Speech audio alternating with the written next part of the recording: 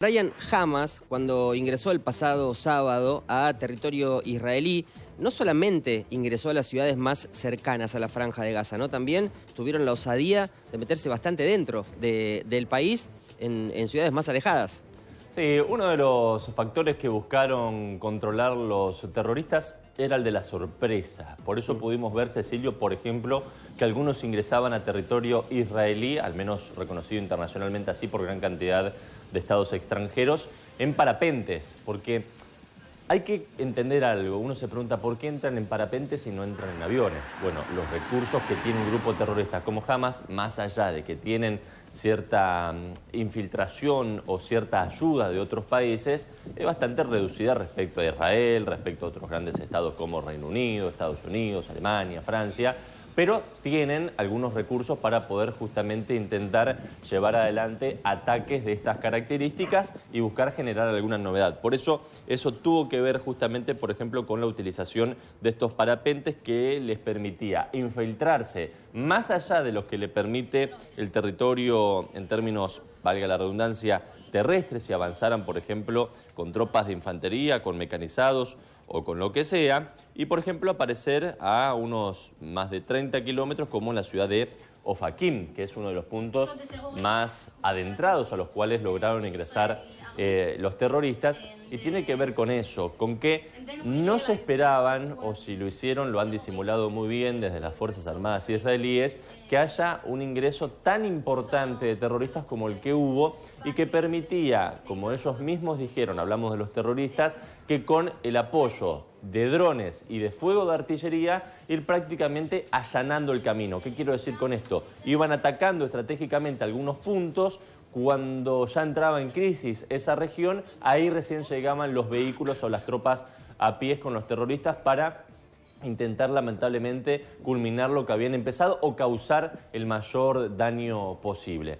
De esta manera tiene que ver entonces un poco también la explicación de por qué lograron durante tanto tiempo llevar adelante tantas víctimas o concretar tantas víctimas, porque lo hicieron a través del factor sorpresa y de una manera que era prácticamente impensada para las fuerzas israelíes. Es decir, uno se prepara a nivel Fuerzas Armadas frente a ciertos escenarios y sin lugar a dudas que si en algún momento pensaron o evaluaron qué hacer frente a un ataque con parapentes, era uno de los escenarios seguramente menos creíbles o menos practicados. Brian, el mundo de todos modos se pregunta cómo el Mossad, que es uno de los servicios secretos más sofisticados del planeta, no pudo detectar esto, porque convengamos que este ataque es un ataque que se tiene que haber preparado durante mucho tiempo.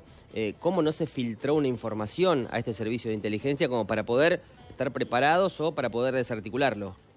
Principalmente por respeto a las víctimas en lo que está sucediendo ahora en Israel, hay que ser muy precavidos a la hora, Cecilio, de intentar responder preguntas como esas que son totalmente válidas y acertadas en este momento por lo que se está viviendo y por las imágenes que llegan desde Israel. Sin embargo, sí hay que prever distintos escenarios que ya se han comentado hasta el momento. Por ejemplo, que estados externos han participado a través de fuentes de inteligencia e incluso la provisión de armas hacia el grupo Hamas para poder justamente reglarles el camino a recorrer y a través de qué forma hacerlo.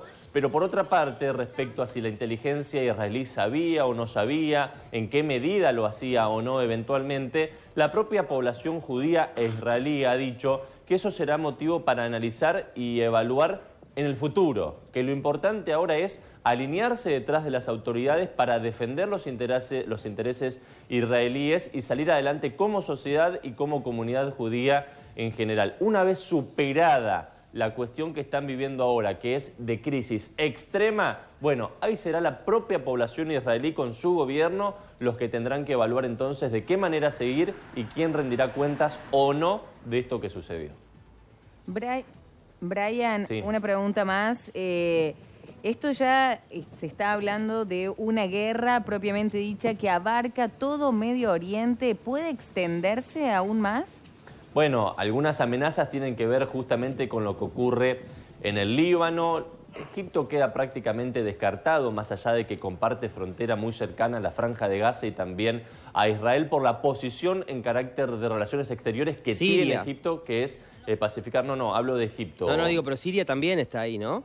Bueno, sí, por supuesto, la situación en Siria también es distinta, por eso también hablábamos de las delegaciones que están recorriendo aquellos lugares y las amenazas que se han viralizado, algunas confirmadas y otras no, desde el mundo musulmán, al menos desde los radicales, no hay que generalizar tampoco en esto, de convocar a distintos ataques y las alertas que hay en otras partes del mundo. Así que seguiremos atentos a todo eso, pero sin lugar a dudas que todo el mundo árabe, que es prácticamente alrededor de Israel, está consternado, en alerta, y también las miradas están puestas en esos lugares a ver cómo reaccionarán en el futuro inmediato.